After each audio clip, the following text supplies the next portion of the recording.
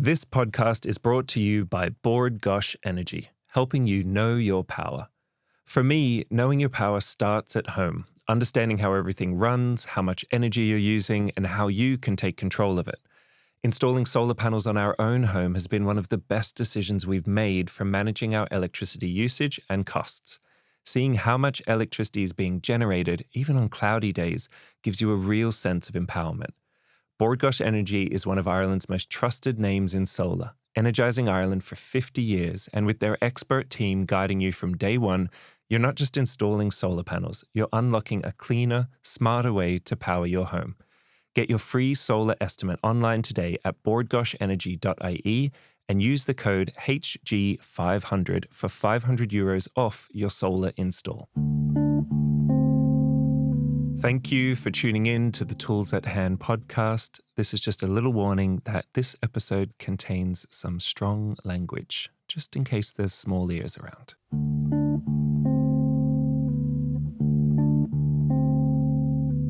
Welcome to the Tools at Hand podcast. My name is Harrison Gardner, and across from me today is Dr. Clare Noone. Clare is a climate scientist at the University of Galway, specialising in climate change, air quality, and atmospheric physics.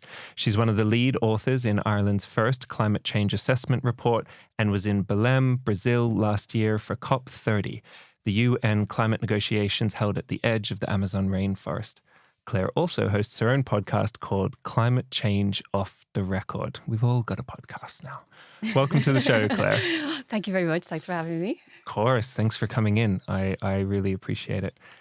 So let's start with talking about physics. Yes.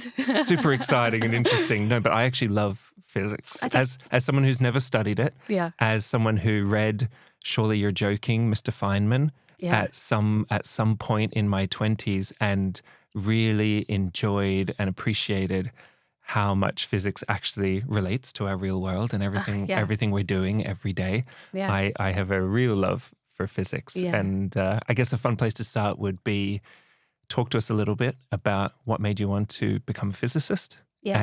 And maybe at what point that changed from, or when that became a really personal endeavor for you, when it became about the climate and our existence and all these things as well. I think, so even in school, my favorite subject was always physics. I just wanted to kind of understand the world. And I was always kind of fascinated by it, even in terms of light, refraction and reflection and all that sort of stuff. And then went into university. And of course, then you have astrophysics, And I mean, it's just unbelievable. It's a beautiful kind of subject to learn about. And then atmospheric physics and planetary physics and climate change is kind of, again, it's all about the world that you live in. It's nothing kind of remote from that. And then you go down to the quantum level and then there's quantum physics. I mean, it's just the craziest subject, I think. And it's a wonderful subject to be involved in and learn about because it's always there's always like new planets being discovered. There's new things existing. And then even the climate change, there's so much going on in that kind of realm as well. So I've always been had a love of physics, still do. And if I win the lotto tomorrow, I'd probably do a PhD in astrophysics or something. I'd go back and do some more studying, So I did my degree and then I always wanted to do a PhD. So straight away I went in and did it. And we actually here in Ireland, we have Mace Head. So Mace Head is an atmospheric research station on the west coast of Ireland. Mm-hmm. It used to be a World War II outpost, kind of a lookout post, and the university took it over. So they developed it into a little kind of an atmospheric kind of remote station. And I don't know if you've seen, The Day After Tomorrow, the movie. Yeah. Yeah, there's like a little cottage where they're all kind of monitoring the atmosphere at the start of that. Mm-hmm. That's basically what Mace Head is like. Okay. And even the atmosphere is like that. It's just a bunch of scientists, nerds and computers and all sorts of kind of weird equipment. Yeah. So I did my PhD there. And Mace Head it measures greenhouse gases. And it was one of the stations that measured the Montreal Protocol. So the Montreal Protocol, I don't know if you know about it, it's like it happened where they found out that the CFCs were causing a hole in the ozone layer. Yes. And they decided to replace them with HCFCs. Yeah. So and the CFCs were, I remember them being attached to aerosol cans. Yes. Was that a big thing? Yes, yeah. Okay. And in refrigerating and stuff like that. Yes. So what happened was they decided to replace them. And these monitoring stations around the world, there is Mace Head, there's Trinidad, Cape Grim, and also Mauna Loa, which is the most famous one. Mm. Mauna Loa is the one in Hawaii where they started measuring CO2 for the first time Yeah. with a guy called Charles Keeling. So Mm-hmm. it's the Keeling curve. So you see the curve going up nicely. Okay, yeah. So Maysaid is part of that kind of group of these very remote kind of stations that measure these greenhouse gases. And I've always kind of wanted to kind of do that work. And they could see from the replacements of the HCFCs, they could actually see the protocol working, Right. and like straight away. And pretty soon, then the ozone layer has kind of has come back. Yeah, that's So- actually what I remember. Sorry, I cut you off, but I just got excited. I'm just growing up in Australia. We grew up with the impending doom of a hole in the ozone layer Yes. above us. Yeah. And that's why we all got sunburnt so badly. And there was Yes. all this stuff that was attached to it. And I remember hearing as a young adult that the hole in the ozone layer was fixing itself. Yes. And I couldn't believe it. I was like the first time I'd ever heard of something moving in the right direction when it came to climate change and our effect on the world. Yeah. And so that was all because of this protocol. This is all because of the protocol, Montreal Protocol, and it's considered one of the most successful protocols. So you can see how, when you do policy change like that, things can change very, very quickly, So my PhD, I worked with the same group of people who kind of worked on those things, looking at those aspects of it. And they also, their kind of the equipment that they used was kind of came down from, do you know James Lovelock? No.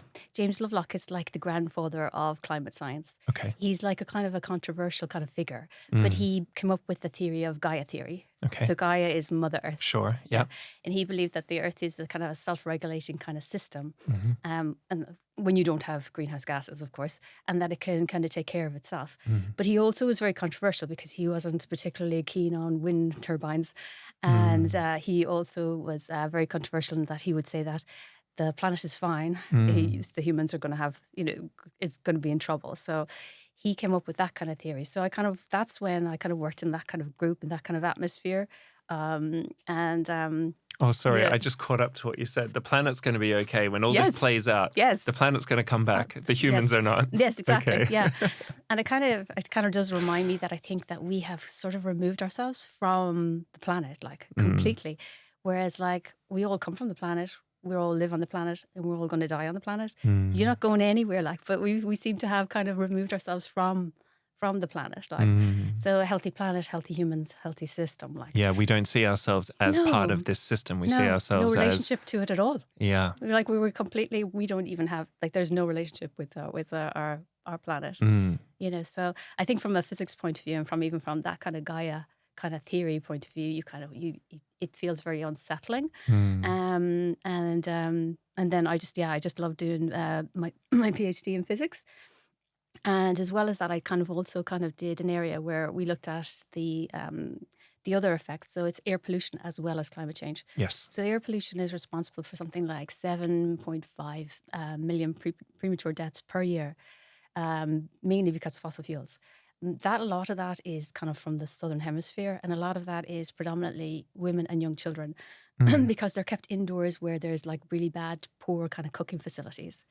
So you have a lot of kids like under the age of 5 who have, prematurely. Can we step through all of that again? Just so we've got 7.5 million premature deaths per year caused by bad air quality. Yeah. And it's related to fossil fuels because a lot of these deaths are in developing countries where people are cooking indoors. Yeah. Okay. And so the smoke that gets created by cooking indoors with fossil fuels and with these smoke producing. Exactly. Okay. Yeah. And then outdoor air pollution as well, especially like in very kind of industrial places, but predominantly in the southern hemisphere where they haven't kind of gone towards the cleaner kind of energies just yet. Yes. So that's why you kind of see the both sides of it. So it became very kind of personal then when you see, it's not just, climate change is a terrible thing, but like right here, right now, in this moment, it's not something in the future. Right now, it's affecting so many people, and health-wise. So even if you look at it from that lens, anything that you can do for climate is actually beneficial for your health as well. Like most of the things that you can do. Yeah, which makes perfect sense Yeah. and should be the perfect gateway into anyone caring about the climate, right? Yes, of course. Yes, of course. Yeah. And like, even if you think about it, like cycling, going outdoors, eating more naturally, organic, being more sustainable, all of those things, they really lead into like you actually being a healthier person. They're Mm. healthy for the planet and for us. And like I was saying, that relationship that we've kind of, have decided that we don't have with planet Earth it is very there. Like, what's good for her is good for us. Mm. Yeah, I love that. Yeah. I love that. You were one of the co-authors of Yeah. of Ireland's first climate change assessment report. Yeah. Yeah. Tell us a bit about that. Yeah. How did that come about? Who commissioned it, and Yes. what's being done with it? So it's really interesting. So it follows sort of like the IPCC. So IPCC is the Intergovernmental Panel on Climate Change. It Okay. is the scientific, I will say, leg of the Paris Agreement. Yes. So they kind of like help policy and support the science around that. So that's done on a global level. And then what they did next was they wanted to do it on a kind of a national level, so for Ireland. So you kind of like follow the same sort of process where you have a steering committee, and then your summary for policymakers has to be signed off by the government as well, and by the steering committee.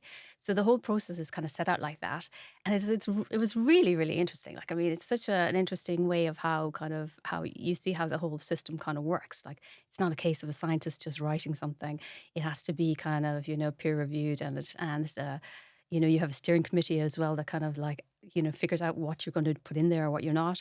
And then you have to get everything signed off by your steering committee. Like, even no matter what you say, it has to be agreed upon. So it's not kind of like and I think people mistake that too with the IPCC. They think it's an independent panel on climate change. It isn't. No. It's intergovernmental. So everything has to be signed off. So it can be notoriously conservative from that point of view. Yeah, signed off in what way? I guess when I think The language about has it, to be agreed on. yeah, the language. So what yeah. we're telling people is Yeah. the results has to be agreed on, or how how we're communicating these results, because the results are the results. Yeah. I assume. Yes. Right. Yes, But the way exactly. we Yes, communicate take them Yeah. and interpret them Yeah. can change, and so that has to be agreed on across the Yes. board, worldwide. Yeah. So sometimes the words like fossil fuels can't be used. Mm. So there's kind of policies and politics, involved in it. But the whole process of it was fantastic, and I got to work with Professor Peter Thorne. He was my PI, so I worked with Peter on Volume 1. And I got to learn everything about, he has a massive experience with IPCC as well. So I kind of got to spend 2 years working with the best people, and I learned so much. So it was fantastic. Yeah, I really enjoyed it. And how did the report go? How are we doing? How's Ireland doing? How is everyone doing? I mean, it's the same as across the globe. It is the key kind of things that you can kind of take from it is like greenhouse gases. Even the ones that we measure in Ireland they're the highest they've ever been in 800,000 years. So it's stark. Just to check, did something happen 800,000 years ago that they were higher then, or is that just as far back as the data goes? There probably was something different at the time, but I think it's like something like 13 million years ago was the last time it was kind of similar CO2 levels. But if you look at the paleoclimatology, that's the other part of it that we kind of looked at as well. So if you look at it in terms of paleoclimatology, back then, even I think temperatures were like 2 to 5 degrees warmer than they are today, but the sea level was between 5 and 25 meters higher than it is today. What we kind of were looking at was a thing called equilibrium climate sensitivity. So it's a case where some aspects of the climate system can be changed or can be kind of we'll say monitored, whereas other aspects of the climate change of system can't be. They're irreversible in our kind of lifetime. Yeah. So that was where it comes to the sea level rise. Sea level rise, even right now, if we stopped everything, it's kind of baked into the system. So climate change the seas will continue to rise until it actually hits that equilibrium. So it's too late to stop sea level rise. It's sea level rise, it's unfortunately is baked in. Whereas things like extreme temperatures and pressures and all that sort of stuff, that can actually be adjusted or kind of monitored. So once we get to net zero, you can actually adjust that. So you can actually, once we get to net zero, we can stabilize at that. So the best way to describe it would be is kind of like a diet. So if you were on a diet and you have to, whatever calories you take in, your metabolism kind of finishes. So you get a balance. And if you kind of stick at a healthy weight, you can balance the two, okay? So that'd be like what the planet is net zero. Yeah. Okay, so it sinks, which is the grass, the oceans and everything else. Yes. They absorb it. That's the metabolism, we'll say. And then the CO2 that we emit, it gets balanced. The two of them get balanced at net zero. But balancing, you'll say, your weight at a healthy BMI as opposed to a very heavy, high BMI are two very different things. So same thing for us. Getting to net zero, it means nothing if you wait until it's like, you're in a 3 or 4 degree world. Okay. Because you're only going to stabilize it at that point. Yeah. So as opposed to if we get there early, we can stabilize it now at this point. And even now we all see the extremes that are affecting us. There's so much of it. Yes. But it's going to get, worse. That's the thing.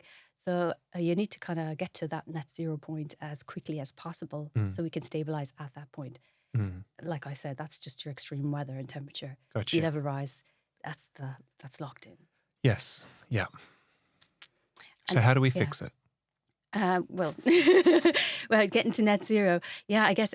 So basically, we're so lucky, I think, as well. This is the thing, if we were all addicted to fossil fuels and it was built into our society, but we had no other alternative, where would we go? We wouldn't have any other options. But we have options. We have renewable energies. You have wind turbines, solar. There is nuclear as well. And there's loads of biogases, biofuels, hydrogens. There's loads of ways and options that we have, as well as being more efficient and more sustainable, circular economy, all of those things. So we need to just, I think people understand net zero, but they kind of think once you get there, that's it, we're good. But it matters when you get there. Yeah. Is the thing. And to get there as quickly as possible. Because then what also happens with the planet is kind of like your metabolism, I guess. Like if you have a higher BMI, your metabolism might kind of slow down, or you might have other health issues. So the same thing with the planet. Our planet, the sinks, they actually get worse. So things like the Amazon will stop kind of absorbing as much carbon as it can. And what could happen as well is it can start actually emitting carbon. So you get into this bad situation where your lovely natural sinks aren't doing what they should be doing. It's funny, it does kind of mirror health issues so much, doesn't it? You can really see it. Another guest we had on the podcast was Iseult Ward, and Iseult was talking about the food industry and that 7 or 8% of global greenhouse gases come from food waste. Yeah. And Iseult runs an organization called Food Cloud, which is basically eliminating. Yeah, it's fantastic. Yeah, it's amazing. Yeah. But that blew my mind.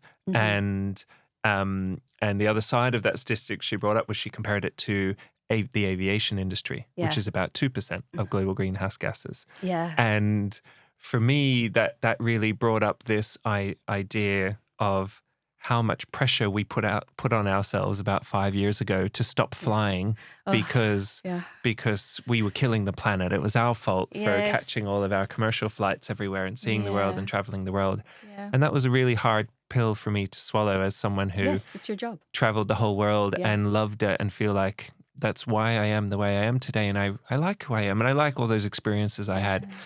And I wonder, when we look at all of the things that we are looking at as solutions for how we're going to solve this, has the context changed? Has the culture changed a little bit? Are we looking more at big industry to do the parts that they need to do? Are we putting a lot of pressure on individuals still to reduce their own unique greenhouse emissions? Where is it at right now? You must be more in touch with this than I am. I don't know. I think it's so difficult. Personally, because of the Montreal Protocol and because of protocols in general, I think it's policy driven, to be totally fair. I always think about it like the smoking ban as well. You could have told people, stop smoking, stop smoking, stop smoking. They weren't going to stop smoking. You just had to kind of put a ban in there. And then they did it, right? Yeah. Same with fossil fuels and everything else that we have. They need to put in legislation that kind of helps people like make choices. And people say like, the behavioral change, it is so important. Okay, it is like Mm. really is. But like, it's only so important when you have choices, right? And like people don't have a choice. There's nothing inherently wrong with traveling. There's nothing, flying, if you could do it without the fossil fuels, right? Mm-hmm. Which is what I kind of get to like. And then you have to remember as well, I hate the whole kind of perfectionism of where we get to, where people, like I even got stick for going to COP, like going to Brazil. And I was like, well, I'm not going to swim there, like, So, but I was just, and you have to remember as well, the carbon footprint calculator, it was developed by the fossil fuel industry to put the onus back on individuals. Mm. I mean, it has a place, behavioural change has a place for sure. But also, like you said, you can't be this perfectionist. Loads of people don't have the opportunity, but, they have to fly. Yes, sure. Even for family, for work, for other things. So putting that, I remember as well, I saw it. I was in an article and it was like, you should fly one time per year, buy one pair of clothes, don't eat any meat. And I was just like, oh, for fuck's sake, sorry. That's all right. You're going to alienate people by Yeah. saying this thing. And it's not like, it's not about that. You really have to kind of go like, everyone, you can do your bit. Like I eat meat. I don't eat that much meat, but I just still eat meat. I fly. Yeah. And I mean, you have to, if you can kind of support the challenges and support the changes that are necessary. Yeah. But like, don't go down that. Yeah. And look, there must be many avenues to it, right? Where part of it is about raising awareness. Yes. Part of it is having people be aware that actions have impacts and the things we do have effects and do have consequences. And I guess on the other side of that is where we spend our money and the industries we choose to support is going to have an impact as well. Yeah.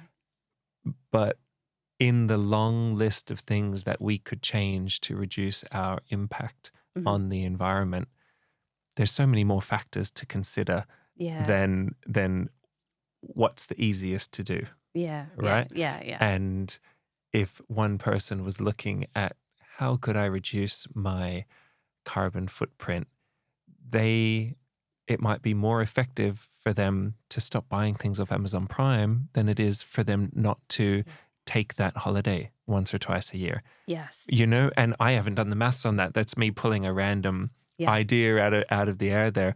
But these things aren't necessarily totally equally comparable because not everything is about money and not everything is about the carbon footprint. We still have to live and grow and learn and evolve as humans. Yes. Yeah. And we need lots of experiences to do that as well. Yeah.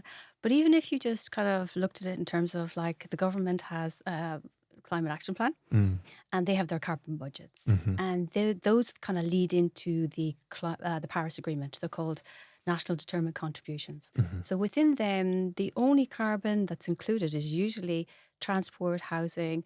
There's agriculture. No, I shouldn't have said that. It's not the only emissions that are included in that. I should say that what isn't included in that is aviation. What isn't included in that is shipping. They haven't figured out a way of accounting for it between whether it's the person who sends the stuff or the person who receives it. Oh, so, really? Wow. Yeah, the IMO have kind of put a pause on that. And they'll get back to it. We can't decide who to blame for this, so we're just going to let everyone keep doing what they're doing.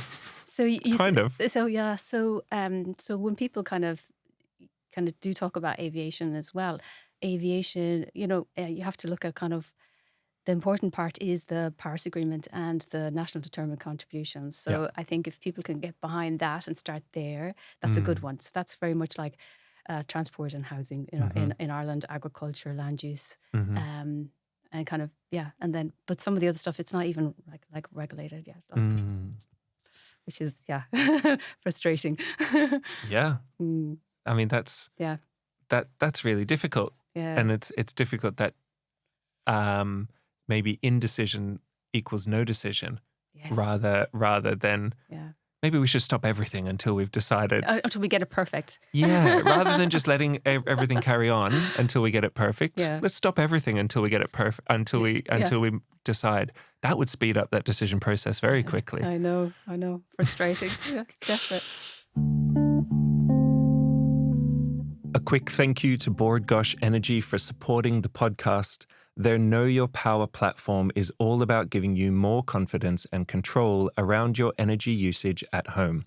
For me, installing solar panels has delivered exactly that.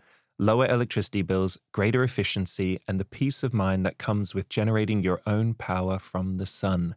If you've been thinking about solar, take the next step in taking control of your energy and visit boardgoshenergy.ie for your free solar estimate. And don't forget to use the code HG500 for €500 off your solar install. Tell me a little about COP30 and being in Brazil, Yeah. and what was it like?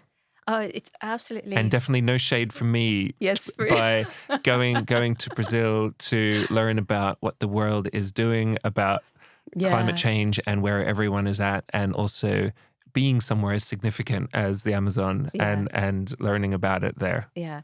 Oh no, it was an absolutely fantastic experience. Like COP is sort of like I think it's like Glastonbury for scientists. Do you know? Honestly, Wow, it is. fun. It is so much fun.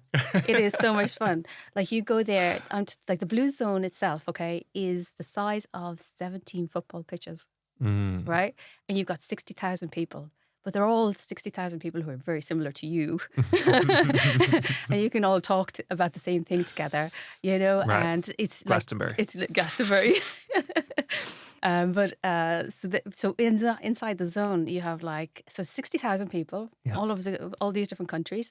There's loads of events on. So there's loads of events on inside the rooms, and then there's side events as well. And then each country, a lot of the countries also have pavilions. So they also have like talks on and events on during the day for different things as well. Yeah. So you kind of have to pick what you go to and when you go to different things. So you could be running this way or running that way, and you'll be coming across friends and meeting friends as you kind of pass. Yeah. But it's kind of like you go into this place for a few hours, and at the end of it, it's like 5, 6 o'clock, and you're just like, where did the day go? It's really mental, like. And so it's buzzing because there's media everywhere as well, like, you know. And sometimes there's kind of there can be kind of demonstrations inside the venues as well. Now they're quite small, like whatever. But then with us, because it was like the indigenous people, there was a riot one of the evenings. That we weren't in the building at the time, but they broke through security. And security here is like, you know, it's like going through an airport. Like, you know, as you go into the blue zone, you have to go through like, you know, security and metal detectors, everything else, your bags and get checked, everything, like every single day, you know. So they broke through that area, and then they nearly got into the next level. Like, so you know, that was a bit of a drama. Then we used to have around 3 o'clock. There used to be like torrential rain. So the torrential rain would come down, and actually parts of the like the facilities used to get like a little bit flooded and everything, and it was pure crazy. And the noise was so strong that you could actually hear some of the negotiations, even when you put your headphones in. Wow. Yeah, it was like, you know, Wow. you're in the Amazon, you know, so this is what you're going to get, like absolute torrential rainfall, like. And then another day, I think it was the second last day that I was there, we actually had a fire break out as well. Well, that was actually pretty scary. In the inside, complex? inside the blue zone, yeah. You didn't see the footage of it? No. I was like, oh God, no. And my friends were like around that area as well, like, no. So that was pretty scary because the whole thing went up on fire like pretty quickly. Okay. It could have been disastrous. You know? Wow. Yeah. Was it intentional or was it accidental? Don't know. Who knows? Who knows? Yes, exactly. We won't speculate. But let's say, you know, like, yeah, but like even when you're going into like the blue zone, like all the police are there, the guards, not the police. What's the blue zone? The blue zone is where the delegates are. Yeah, okay. Where the summit's happening. Where hence the high security. Yeah, so the world leaders and the academics and the kind of the delegates. Yes. That's where they go into that blue zone. Yeah. And like that, you have helicopters over, you know, and you've got like the army out with guns and everything, checkpoints. So it's kind of it's a high kind of high energy kind of place to be in. Yeah. And then you also have the green zone. The green zone, anyone can go into that area, but that is kind of more like they do a lot of arts and kind of like other kind of interesting cultural stuff Yeah. in that kind of zone as well. But again, another huge area. Yeah. So you have these things going on in COP, and then in the evening times, there's also other things of meetings of different people at different other events, Yeah. like outside of, we'll say, the political kind of side of it Mm-hmm. as well. So yeah, so it is absolutely, it's a kind of a wonderful experience. You get to meet so many interesting and very kind of cool people, and you get to talk to people about their research Yeah. and that kind of stuff. Yeah. Yeah, so it was fabulous. Yeah. And what came out of it for you? Like, what did you learn? What did you see? Who did you meet? Do you have a story for us? Do I have a story for you? Probably have a few stories. One of the things that I did absolutely love was I met Richard Betts. He's an IPCC scientist, and he does research on the Amazon called Amazon Face. And this thing is it's like something out of like Jurassic Park. Like it really is. It's between the UK and the Brazilian government. So deep in the Amazon, they create these huge big cranes.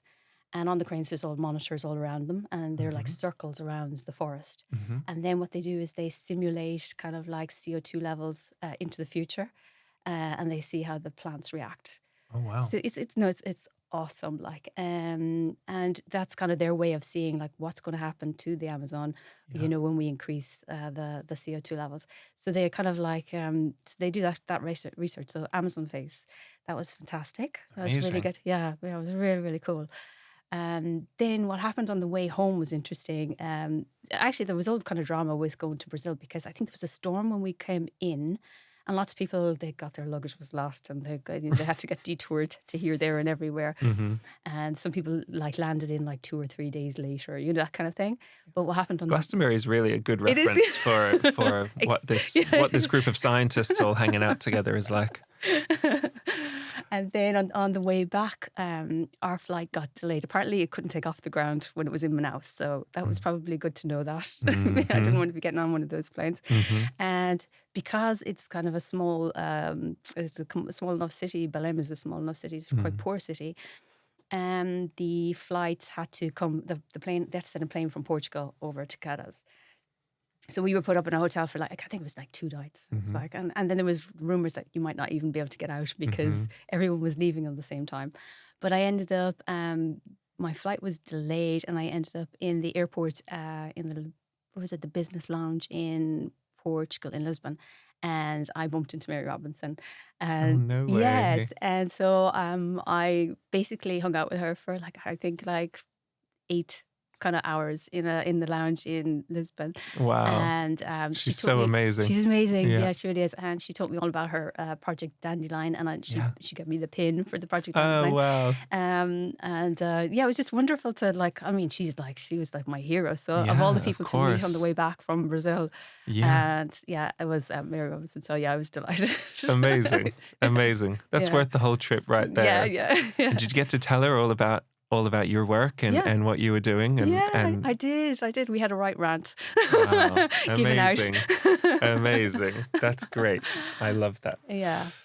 I think for a lot of people thinking about the climate, considering the scale of things, it can feel very overwhelming. Yes. Very quickly. Yeah. So much so that you just shut down. You're like, that problem is far bigger than me, far bigger than anything I can control or anything I need to weigh into. And so I'm not going to do anything. Yes, yeah. Which is a totally understandable response to it. Yeah. And I think it's very similar to the overwhelm and the response that a lot of people have when we see things like a genocide happening in Gaza, or when we see like a war happening in Iran. When we see these things at such a big scale, that feels so far beyond our realm of control or our realm of influence, we can shut down pretty quickly and we can block them out.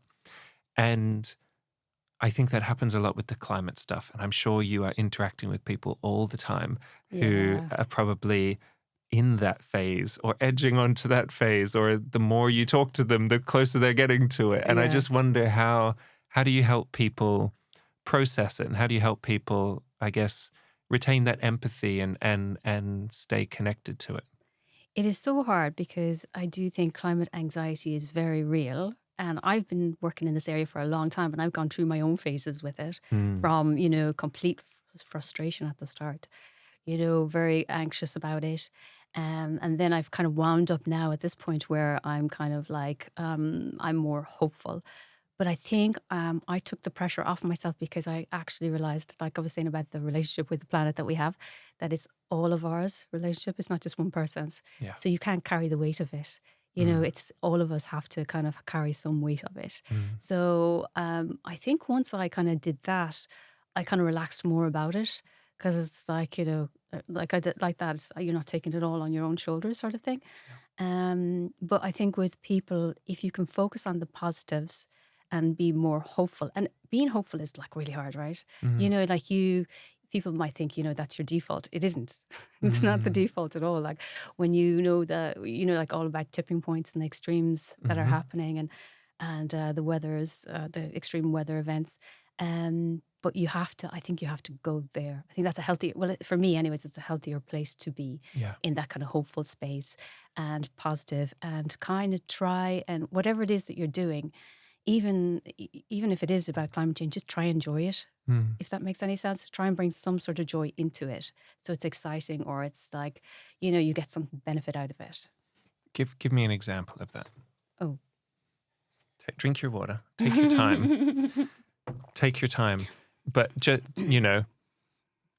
enjoy climate change is Oh, no, no, no, no. not the clip we want to take out of this, So I guess enjoy climate action. There we go. Enjoy So climate action. not the climate change part of it, Yeah. but we enjoy the action of it. So that's that could be like even remember they used to do Fridays for Future.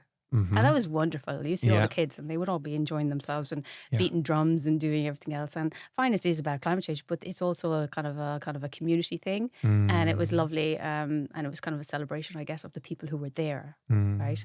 So I think, I mean it more in terms of that, like if there's anything that you're doing in terms of sustainability in your community, make sure that even when you're doing it, kind of try to enjoy it or keep it light. Kind of, Yeah. you don't have to make it. Don't do perfect. We don't need perfect. We just need lots of people kind of getting in there and kind of doing things. Yeah. Like when you say that, that kind of makes me think that I think a lot of the problems we face in the world come from us always trying to be more efficient and Yeah. always trying to make more money, make more fuel, get more resources, do things faster, get more done in the time that we've got. Yeah. And climate change, what we're experiencing with the changes to the planet, feel like one of the many consequences that come from that. Yeah. And so if we are going to counter it, well, actually, just to finish that thought, I think what's happened in our society, in our highly capitalist society, is that we have really embodied efficiency. And I'm speaking to myself here, where I tend to try and be very efficient about lots of things, and I try to get things done. I try to find the most efficient path to do something. I try and make sure I'm using my energy and my resources in the best way possible.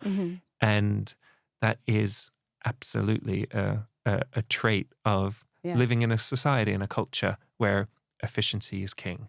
Yeah. And I think if we're to look at climate change and consider how can we stop adding to this problem? How can we slowly start turning this problem around? That what you're saying there, make it fun, makes a lot of sense, because I don't think we're going to get the community buy-in if we make the way to solve climate change all about efficiency.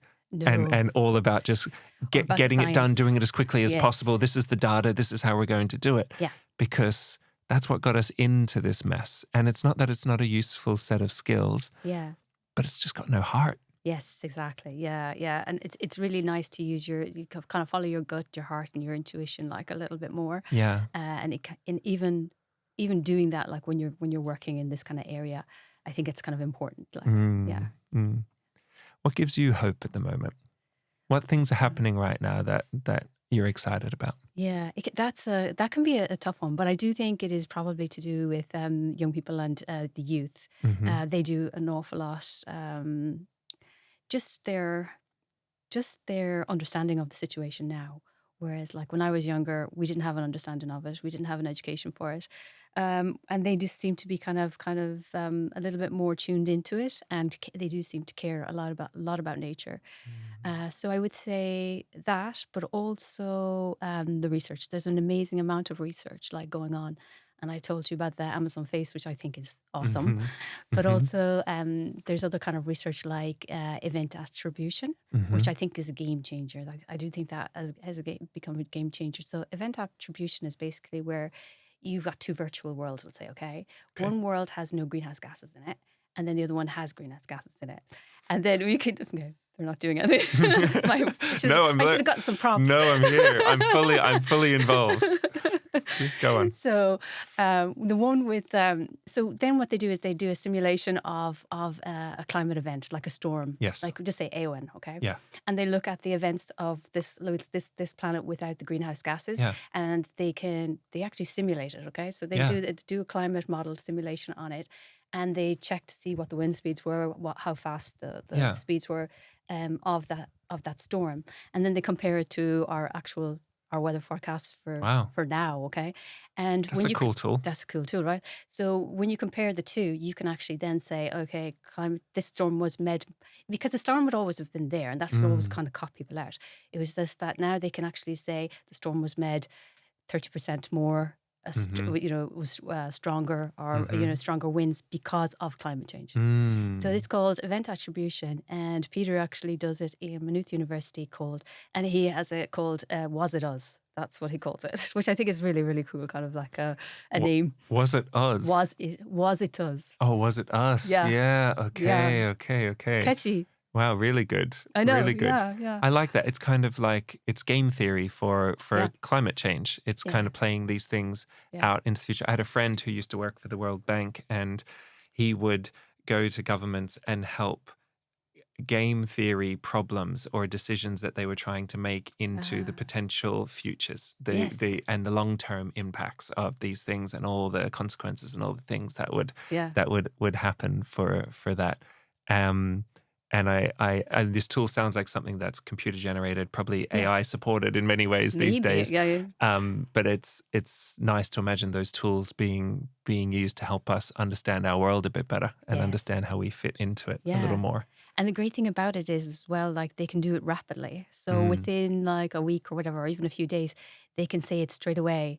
That storm was made so much worse because of climate change. Do you know what I mean? Which I think is the narrative is what we need to be seeing. And sometimes the research was so slow, it could be about like a year later by the time the paper will get out and everything else. Yeah. Like it could be a year, maybe a year and a half, 2 years. And like what point is it? What good is it then? Like, I mean, it is good, but it's not good for the media or for the communication of it. So the fact that they can do it rapidly and get the message out quickly, I think it's going to be, it's a game changer for people. Like, so yeah, so I think that gives me hope. Yeah. Amazing. Yeah, it's cool. What have you got going on at the moment? What projects are you working on? At the moment, well, I got the podcast, Mm-hmm. which I really, I enjoyed doing that. It's kind of climate communications and kind of a softer angle to it. Like I said, we kind of do enjoy it because we talk about books and music and clothes and, kind of fun stuff as well. Yeah, which is called Climate Change Off the Record for anyone who wants to find it there. Yeah. And then I also am part of another group in Galway called Energy West. Right. So it's a group of academics and business people and kind of experts in mainly energy and climate, we'll say. And they are kind of working on, they want to bring a just and fair transition to the west of Ireland. So while we're talking about transitioning and climate change and climate action, we kind of want to make sure that the west of Ireland isn't forgotten about, like it always is. Thank you. On behalf of someone who lives in the west of Ireland, Same. thank you. So we have Energy West, and that's set up by James Glynn, Dr. James Glynn. He's awesome. He's an energy expert. Pauline O'Reilly's in it. Mm-hmm. I'm in it. Who else is it? Rory Moynihan, who does a lot on hydrogen and that kind of Mm-hmm. stuff. Mm-hmm. So yeah, so we have actually a good few really great kind of like minds in there. So Yeah. hopefully we can make a small difference in the community and make some changes. Like Yeah. that's the plan. Amazing. Amazing. Tell me, who else should I ask to come on the podcast? This Who is the who strange can? one. This is the hard one. Well, yeah, but I think it's so, I've just always found that the people who are doing good work, like yourself, know other people who are doing good work. And you've mentioned a dozen people already in this conversation Yes, who I'm sure we could yeah. pick any one of them. Yeah. But who else is doing great work in this area that more people should know about? Well, if you could get her, I would say go Mary Robinson. Yeah. If she's free. Well, you know her now. If I have her you phone. can introduce me, then I'll ask her. And then other than that, Bruno Gallagher is amazing in Marai. Yeah. He does. They did a lot of work on the Dingle Peninsula. Okay. The Dingle Peninsula won an award. Is it? What was it called? It was for decarbonisation of the Dingle Peninsula. Mm-hmm. I absolutely love the Dingle Peninsula. It's Yeah. one of my favourite places on the planet. Like, but they got a UN award for it. Okay, great. Yeah. So Brian would be able to talk to you about that. Nice. And he's a wonderful speaker as well. Great guy. Great. And he's head of the Marai Centre. Marai is the Marine and Renewable Energy Centre down in Cork, Okay. the UCC. So Nice. yeah, All right. I would say maybe chat to Brian. Well, put me in touch, and Yes. I will, Yeah. and I will. Great. Claire, thanks so much for coming in. Oh, you're welcome. Thank you I very really much for having appreciate me. it. Yeah.